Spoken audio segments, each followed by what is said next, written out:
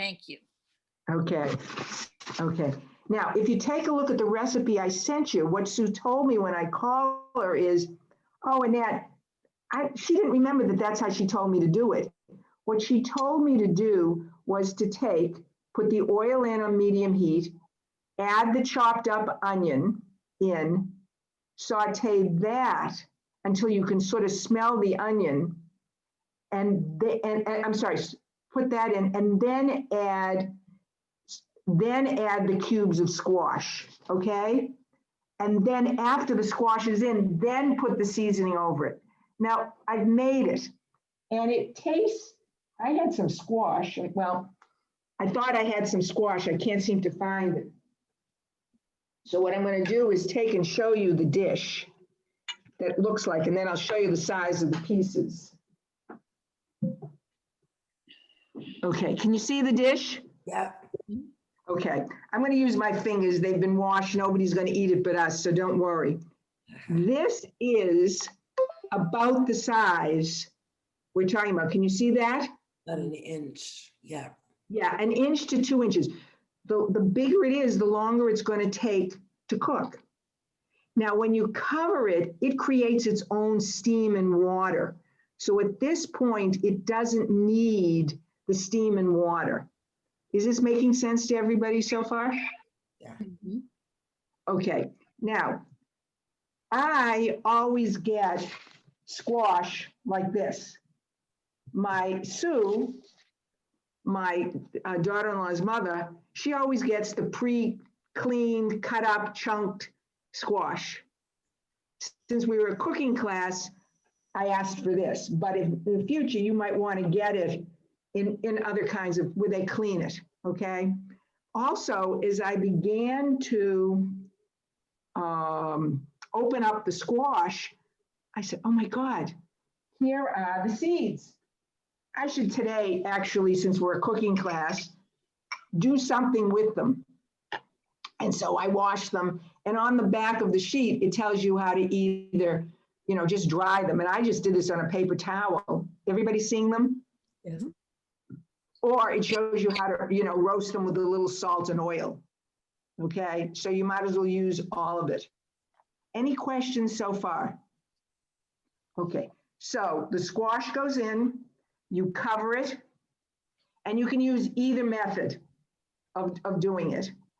If you do the original method, I put the onions in much later when I'm making the dish, because they don't need to cook as long. And to be honest, you can make the dish just that way. You do it until they cook and they're soft. These are a little bit firmer because I was going to hold it than usual, but that's how we like it. And you cook it to your own, you saw how I squeezed it just so you could see.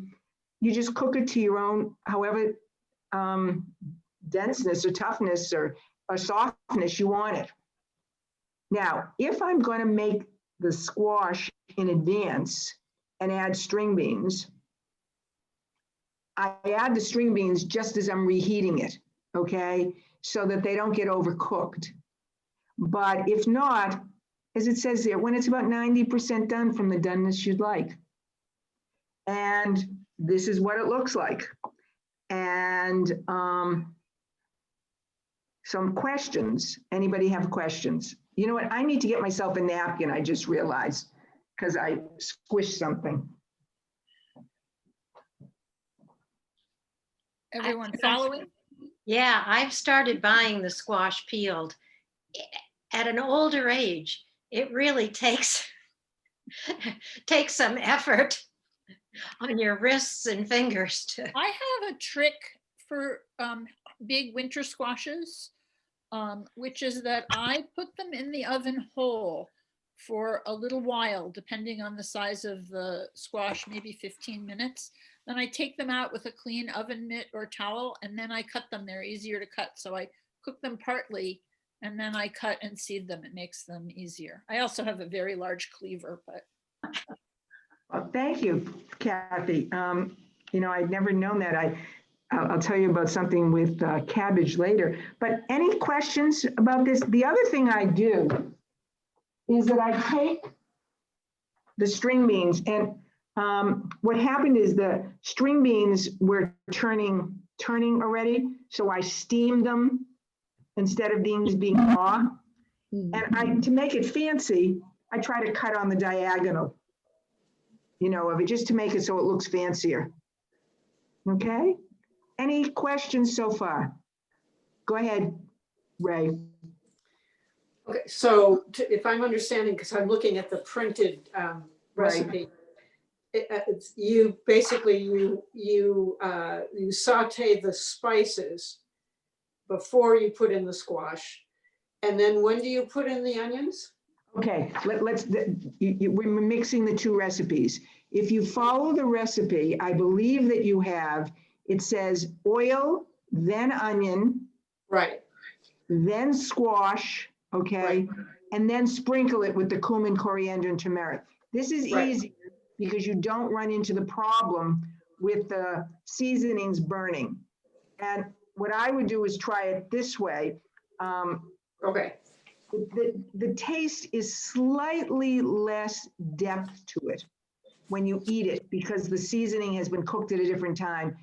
Sue said Yeah. how she makes it now. Does everybody understand the difference? But if you want to do it the way I used to do it, the original way, which is I think how most Indians probably do it, what you do is you put the seasoning in first. You cook that till it's fragrant, and then you put the squash in and mix it. Is that clear? And then when do you put the onion in? Right after that.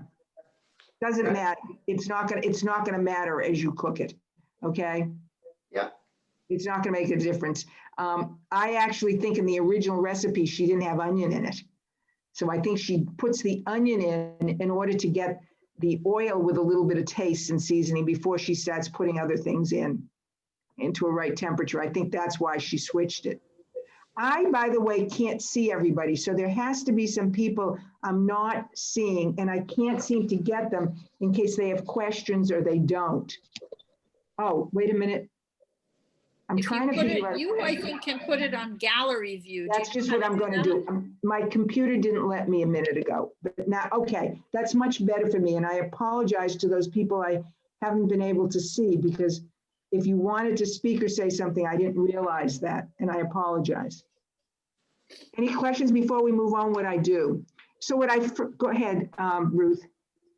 I just wanted to say something highly unorthodox. Around Halloween, we buy those big squashes that are pretty orange or green or whatever. And then as it turns to the first frost, we bring them into an entryway, which is always quite cold, but not freezing. Yeah. And they keep until until winter or through the winter sometimes. And sometimes when my husband, who's the one who cuts big, heavy stuff, isn't around, I have a highly unorthodox way of dealing with a big squash. I drop it on the sidewalk and it breaks open. It doesn't get dirty from the sidewalk because it's just in its little pieces, big pieces. And then I bring them in and roast them or do what I'm going to do with them. That's wonderful. You know, Ruth, when I was a junior in college, I spent the year in Jerusalem.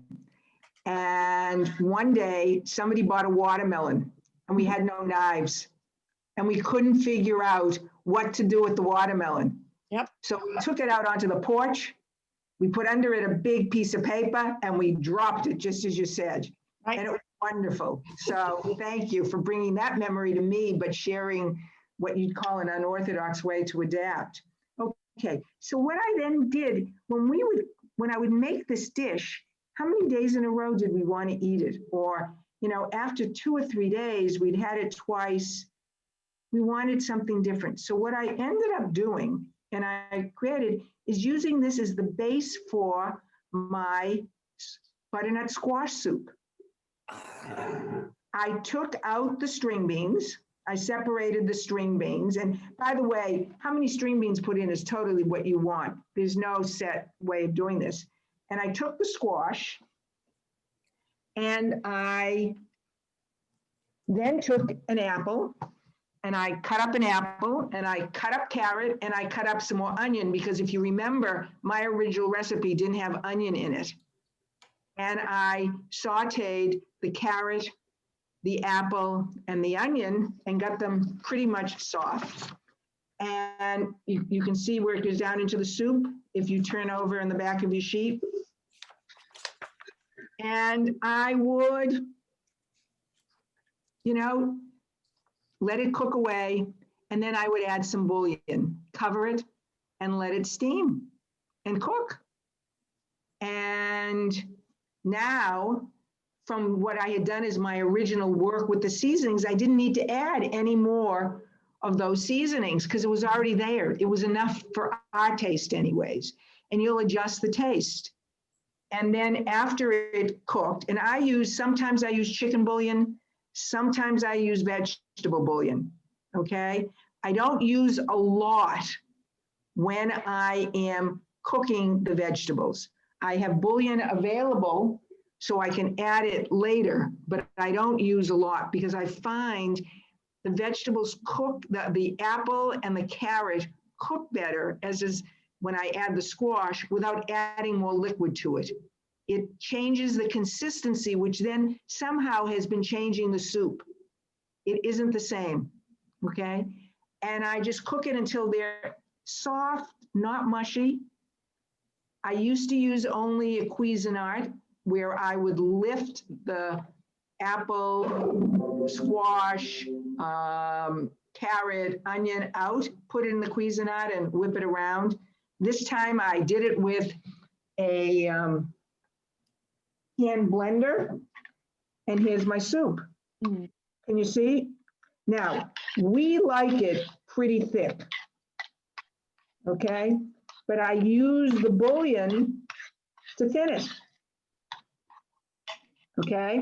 And you can smell this. I made this on Saturday, and when I took it out and put it in, the aroma fills the room. You Really? smell it more so than when the squash is in this dish. It actually smells much stronger. And then, if you want to be real fancy, add bouillon and make it thinner. Put a couple of those on top. And add some yogurt. We happen to use non-fat, but you can add any kind you want. I would heat it before I add the yogurt. So tonight we'll take it off. But there you go. Any questions? So the yogurt is just a garnish on the top and you can stir it in. We stir it in. What you have to keep in mind, and I'm glad you asked that question or made that comment, is that when you stir it in, it cools off the soup. So don't worry about starting with very hot soup because your yogurt is cold. Okay, so we stir it in. I'm not going to stir it because I'm going to try to give it to my husband for dinner tonight. And I don't want to heat it, with the yogurt mixed, if that's all right with everybody.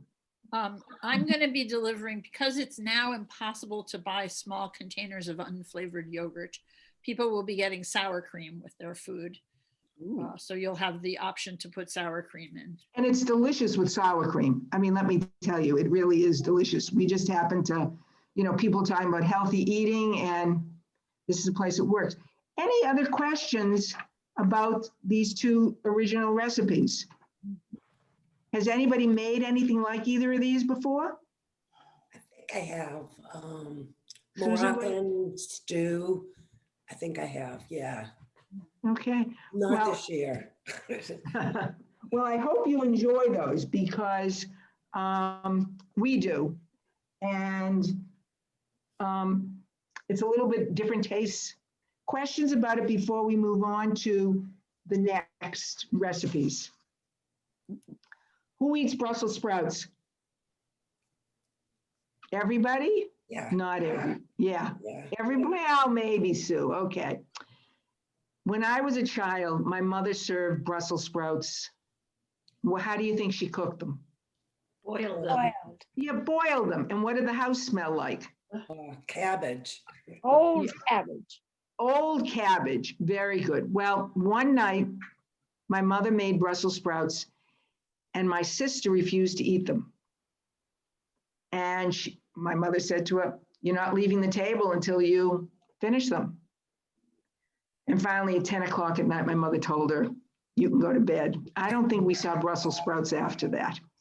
So as they started having Brussels sprouts on, in restaurants, when they were available, I didn't sort of pick up on it at all.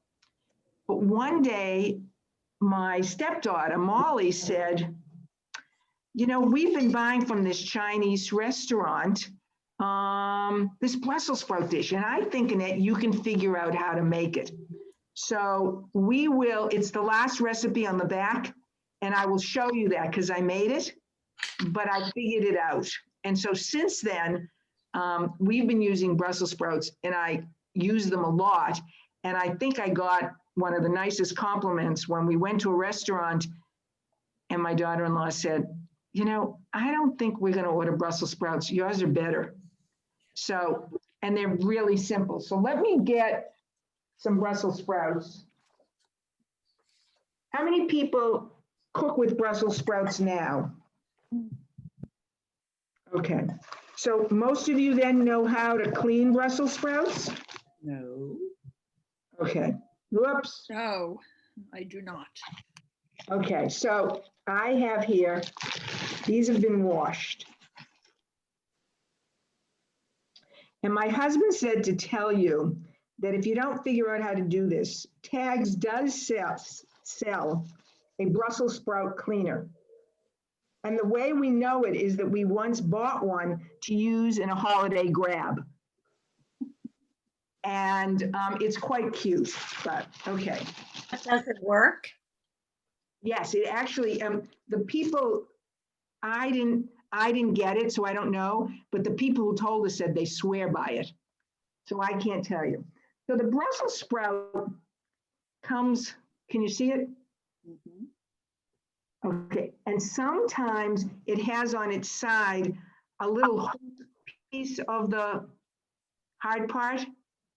You know how scallops have that extra little piece on the side that you don't want to use? It's the same kind of thing. So what I do is I take and I cut off the end like that, okay? And as you cut it, what you'll see is that some of the leaves fall off, and I don't worry about that, okay? I then take and cut it in half, okay? And then you can just slice it however you want. Okay? Questions so far? Is this how you guys do it when you're using it? Never done What other things have you done with Brussels sprouts? Peggy, you're shaking your head. How do you make them? Well, I haven't made them lately because I feel like they're a little labor intensive for my life these days. But I never even thought to slice one up. That's why I was laughing, because I've always kind of just used them whole. I cut the end off, but then, use them whole. I'm lazy. Yeah, I mean, I think it is. We get used to how we use something and we don't try other things. So I'm just going to do this. Okay. I've baked it with maple syrup and other spices, and it was good. Oh, good. Okay. We, in my family, tend not to use maple syrup to cook with because whenever we've used it, we haven't loved it. So we find other things to sweeten it with. That's just our taste buds. Everybody's different. So I've cut some up here, okay? Let me just finish because I'm gonna, okay. Now, if you'll see in the recipe, I said you can either just cut them this way, as thin as you want, and I cut them pretty thin. Or you can then take, once they're cut, and blanch them. And I'm going to show you, I'm going to make the recipe right now with us without blanching it because I'm not going to go to the stove, but I'm going to show you the recipe I made blanching it. And the major difference, besides the sort of crispness, but then I also feel like they've been really cleaned when they've been blanched, is that they turn greener. the brightness of the Brussels sprout is much greener. And so it looks differently. Okay, so that's the first thing. The second thing that I think goes into the recipe was some onion, and I've chopped that beforehand. I think it called for some carrot. Am I right? I'm just putting, oh, you can't see what I'm doing. I'm sorry.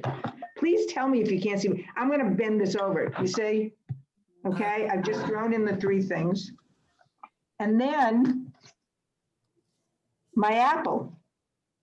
And I've had the apple sitting in some lemon juice just so that it won't brown today. So I've already peeled it. I thought of making this recipe because I was originally going to do a chicken salad with apple, but decided that it made more sense, as I do with the kids in the after school program, to not deal with meats and fishes and things like that. And does it say to chunk it? I don't have the recipe in front of me, but I'm just going to cut it up. Can you see what I'm doing or not? Yeah. You'll lose my face, but you'll see what I'm doing. I'm just going to cut it. Don't worry what they're like. You just cut them into small pieces. You don't have to be exact. Okay. I like the apple in it because depending on what kind you use, it gives a freshness to the salad that somehow isn't there with the other vegetables. And I don't know why, there, it just, this does it. Questions so far? Okay. What else did it say went in this? I think it says dried cranberries or raisins, does it say? Yep, Yeah. people are gonna get raisins from us. Okay.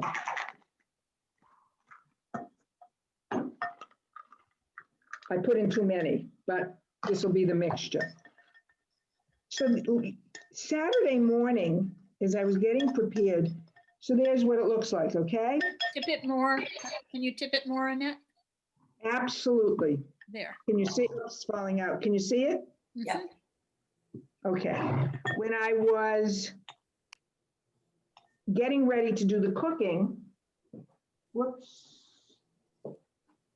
Yeah, you can actually see this one, I think, easier. This is the one that I made, okay? Can you see it? There. So I was watching the Food Network. And one of the, one second, I'm trying to find the recipe on there. Oh, you see the sweet and crunchy jicama salad? Yeah.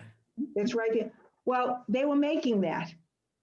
And the dressing on this, to me, sounded perfect for the salad if you wanted to switch to that dressing. So I actually made some. Where is it? Whoops, here it is. I thought I had, oh, here it is. I didn't have parsley, so I just mixed it up. And I decided that on the one I just showed you, I made with the dressing you have. So take a look at the two dressings and ask me any questions you might have about them. Is that clear to everybody, what I'm proposing? Yes. So this is the one that has a little mayonnaise and a little yogurt. And again, you'll see, we try to use low fat around here. So a lot of my recipes, I use less mayonnaise, but just enough to give it that quality. And then we use, yogurt in it. But you could use the original recipe that I took it from and worked with was all mayonnaise, which makes it very much like a coleslaw with cabbage. And so on this one, instead, I'm going to put this on. And this will, and I'm just, You need to pull your camera up more towards your face. okay, as I'm talking now, okay. Yeah. So I just poured it over this. You know, I feel, if, having just done it, and I'm going to taste this because I haven't tasted it before. Can you hear me crunching? No? I like this a lot. For a non-mayonnaise dressing on this. And so what you might, I've got it in my throat, 1 second. What you might do is just try. Again, I did it without parsley, and I think the parsley would be great. Have people worked with jicama? Okay. Jicama is available in the store. It's very refreshing.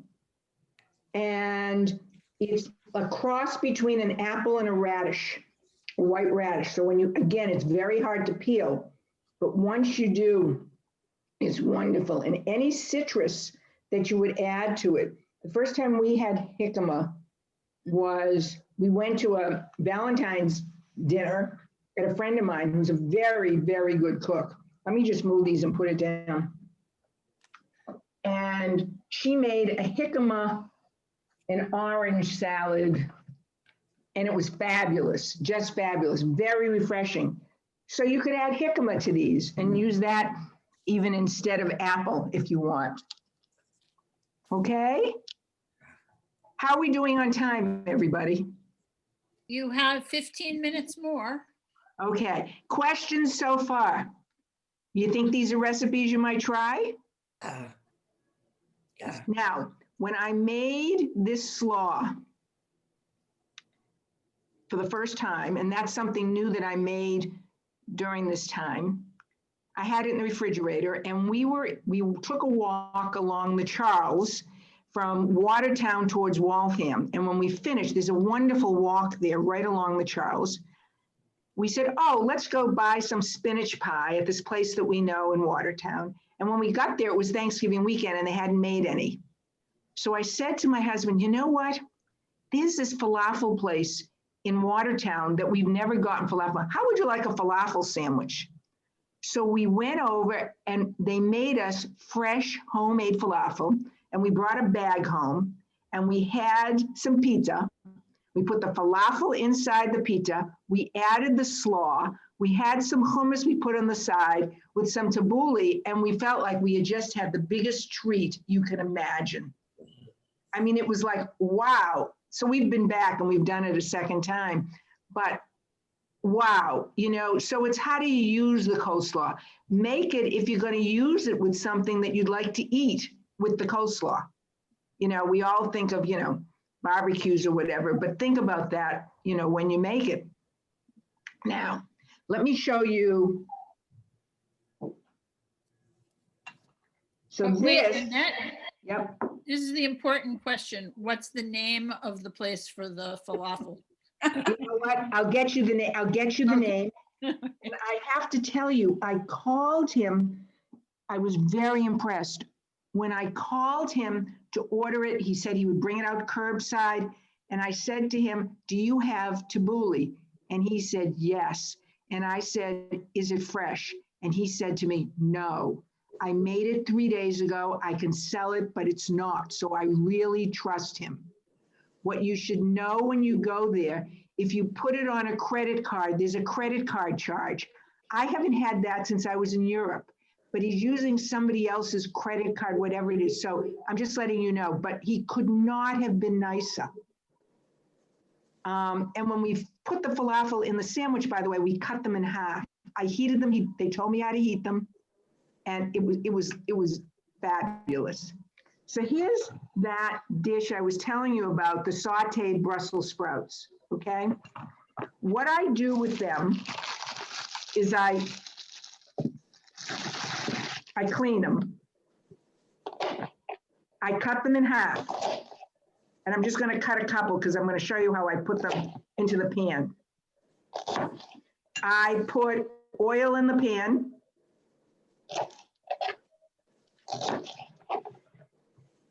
Again, a medium heat. Oops. Here's my pan. It's hot, and I put them in this way. And I make sort of concentric circles around. Can you see what I'm doing? Okay, they just, bending it, it's rolling, but I just go all the way around. It takes 12 to 14 Brussels sprouts. And I let them brown, so it sort of caramelizes on the bottom. Okay, and then I put after the bottoms have turned brown. Let's see if I can find one. That's light, hold it, or darker. Can you see it? Yes. That it's brown? Okay, they're still hard. So what I then do is I take, I lost my napkin. Oh, it's in my pocket. I then take and I add either a little bit of bouillon or a little bit of water, and I cover it for 5 minutes, 6 minutes. You have to try your own doneness. I take it off the cover. If it looks right, great. If not, I let it go a little bit longer. At that point, I add the garlic and the onion, and any of these loose leaves that have been around, that have been sitting that I didn't throw in, I just throw them in then. I mix it. And when I say soy sauce, I say a splash, I use a light. This happens not to be a light because that's what somebody bought me. And these days you accept what comes in your, whatever you bought. When I mean a light for this amount, can you see it? I didn't even use a teaspoon. Now I have Brussels sprouts on my computer. Wait a minute. I need to wipe that. I didn't even use a teaspoon. I'm not even sure I used a half a teaspoon, because if you overdo it, it's too much soy sauce. So if I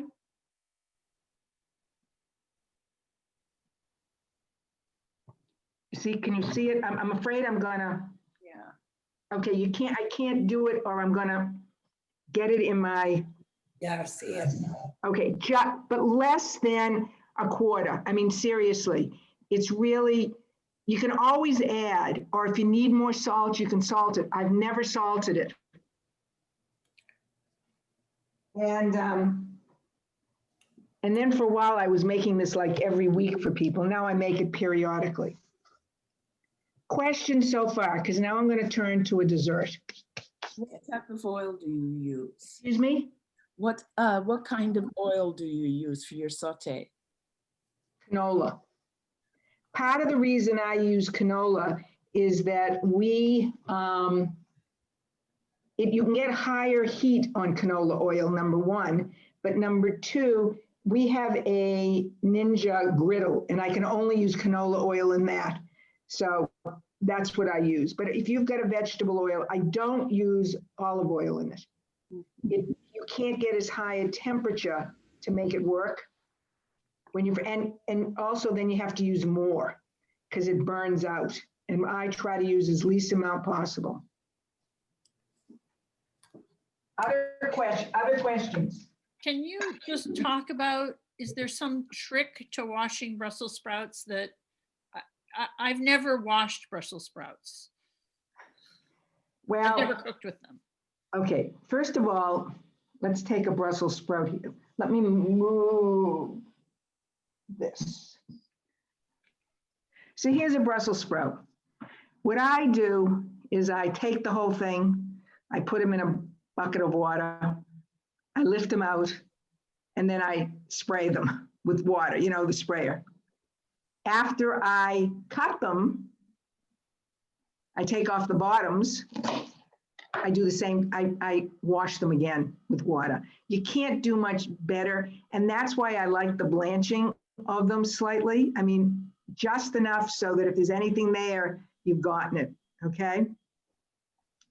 That's why I've done that. Answer your question? Are they sandy? No, I've Oh, never, okay. no, I they're not. have eaten them, but I've never cooked them. Yeah, no, I have, no. So, Sydney? Annette, I've never blanched anything. Is that just quick In and out of boiling water? Let me, 1 minute is what they say is blanching. You boil the water. Supposedly you put whatever you're doing into the water, okay? And you wait till it boils again and then 1 minute, okay? But if you're doing something that cooks very quick and then you pull it out quickly, okay? And I put ice cubes over it. In order to stop the cooking, that's what I did with the string beans, because the string beans just were not in good shape and I wanted to use them. So, and by the way, for the recipe, people only need 5 or 6, maybe 8 string beans. You don't need, a lot. So blanching is 1 minute in boiling water and then to stop the cooking. Thank you. Ice cube, I'm glad you asked the question. Ice cubes, I've been known to stick it in the freezer for a minute or 2 afterwards. I mean, anything to just stop the cooking very quick, because otherwise they're going to be overdone. And if you're using them again, they're going to change.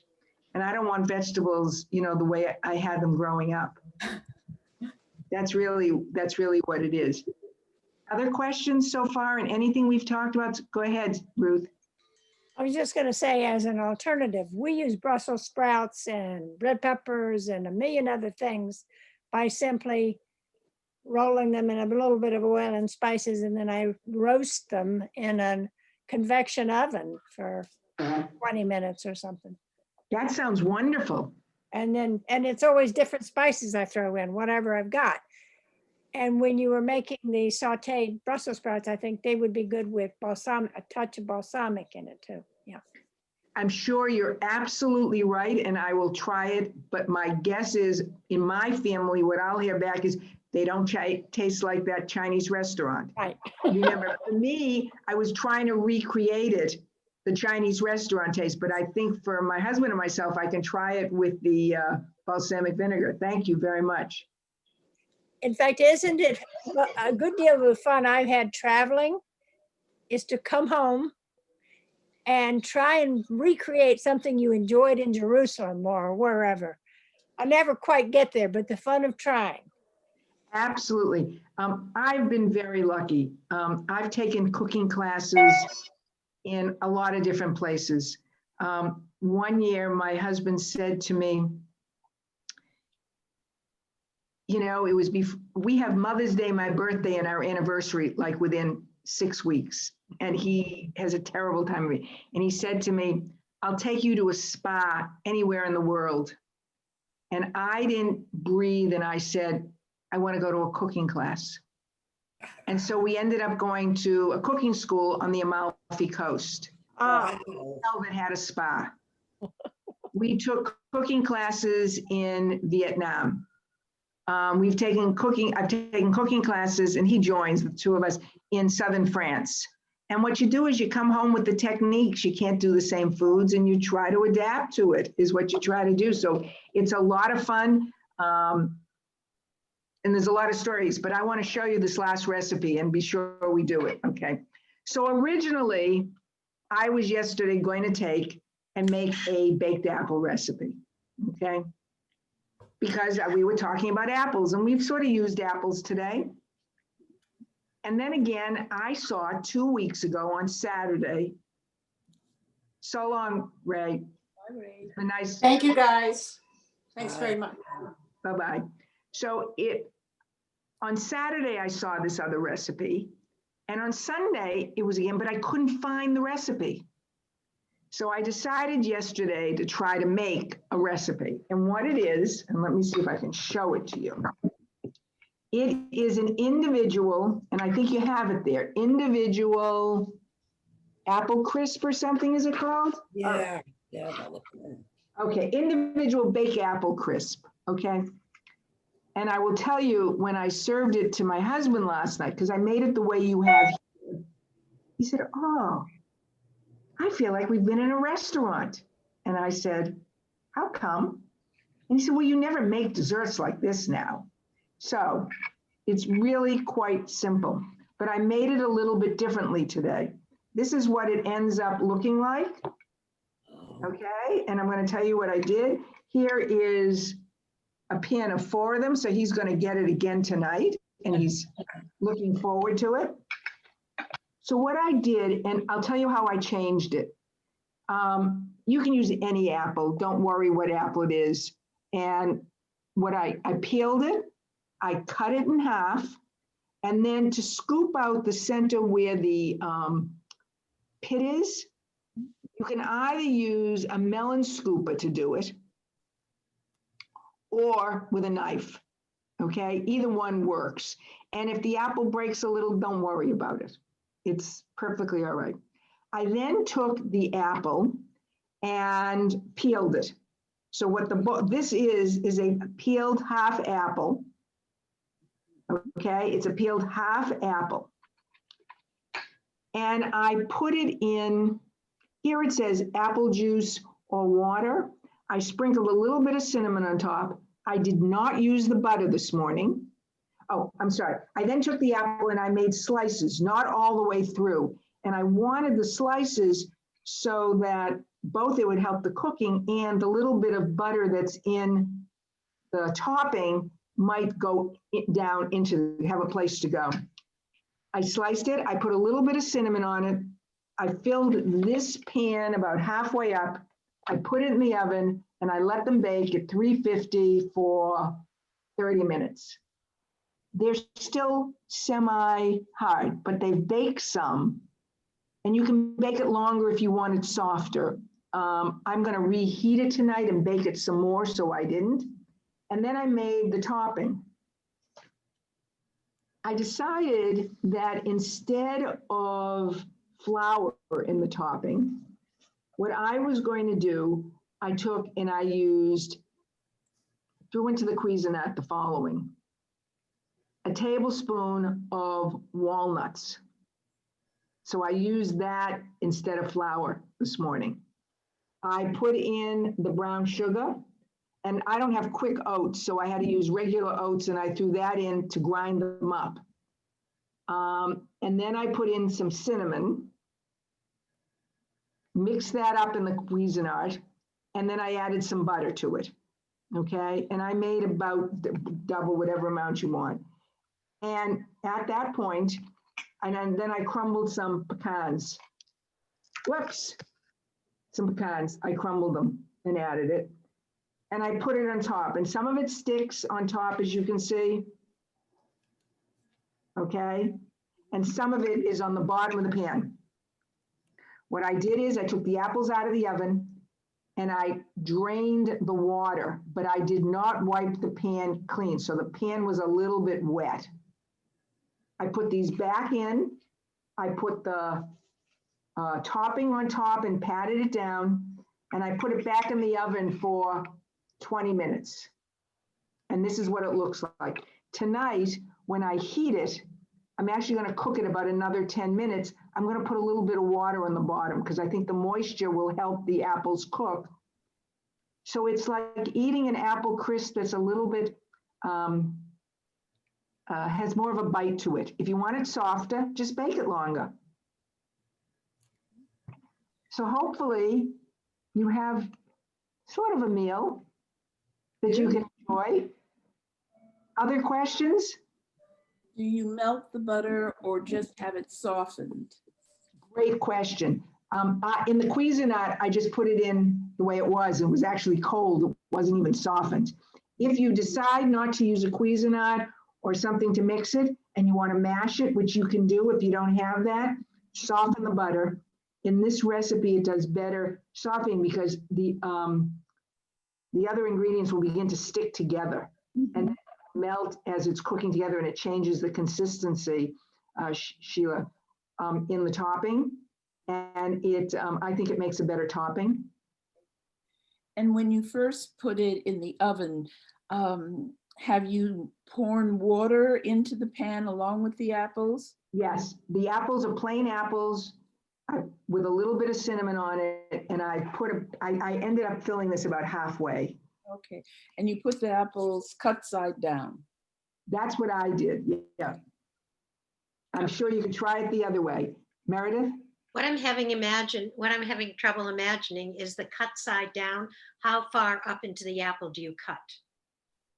Because you still want a place to put the filling.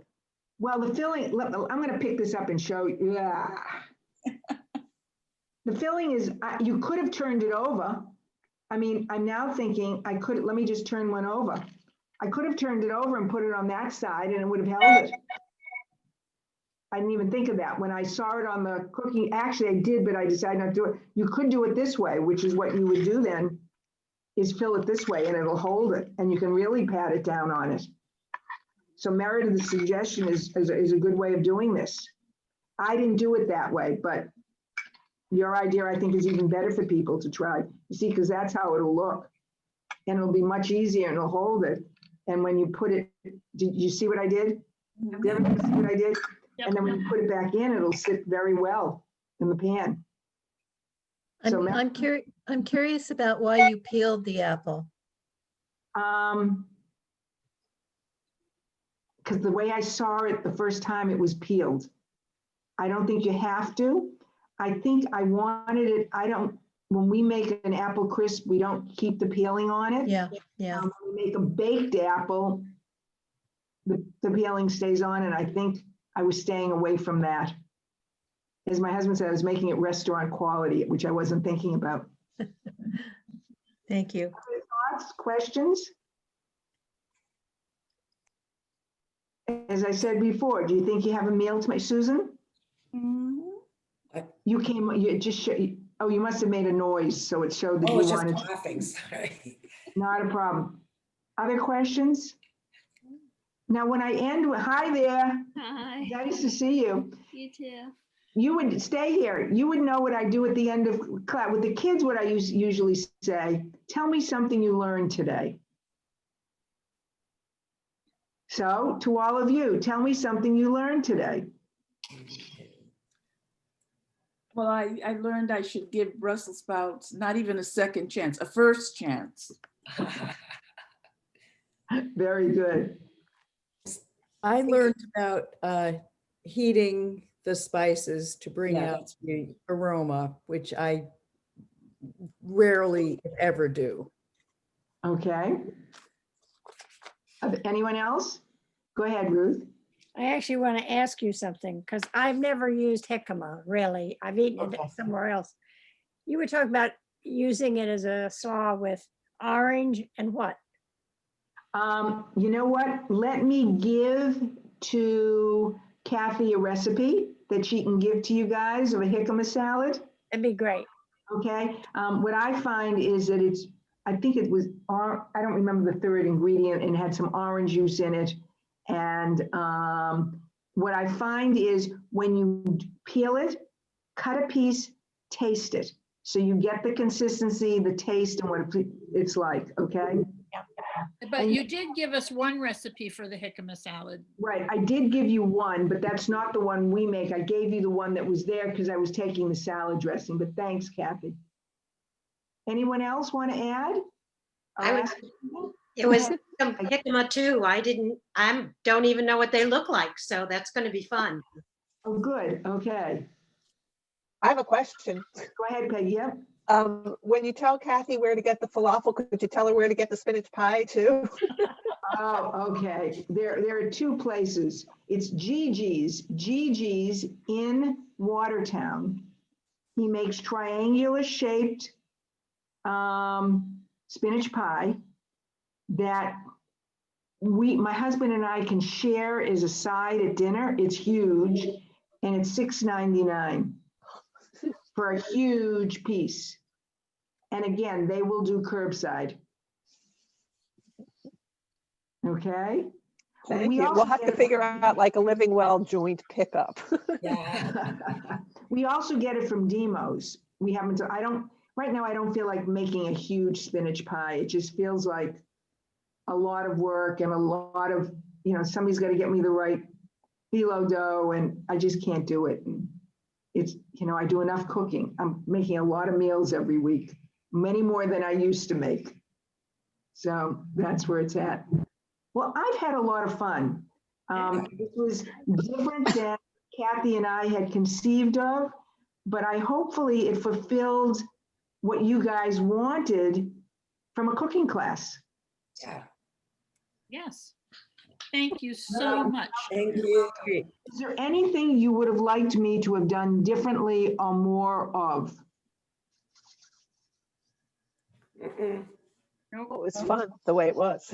Okay, and Kathy, I have the feeling that even though they didn't have everything to cook along, that might have become a deterrent over the internet. Yes, I think it would have been. You know, in terms of learning, and if after you do it, you have some questions, just get me the questions or I'll talk to you on the phone. I don't, you know, I tried to pick recipes that had some variation and some different techniques, but also ones that you would enjoy. Right. Thanks. Thank you. Annette. You. It's a Thank you so pleasure. much. Nice to meet So, Everybody. I'm gonna- so hold on, everyone, for just a second. I want to go over a few things. Okay, I'm about gonna next- sign off, Kathy, but you're gonna stay with everyone, right? Yes, thank you so much, Annette. Safe? You're welcome. Be Thank safe, you. and healthy, everybody. Bye-bye. Thank you Bye-bye. so Bye. much, Annette. All right. I'm gonna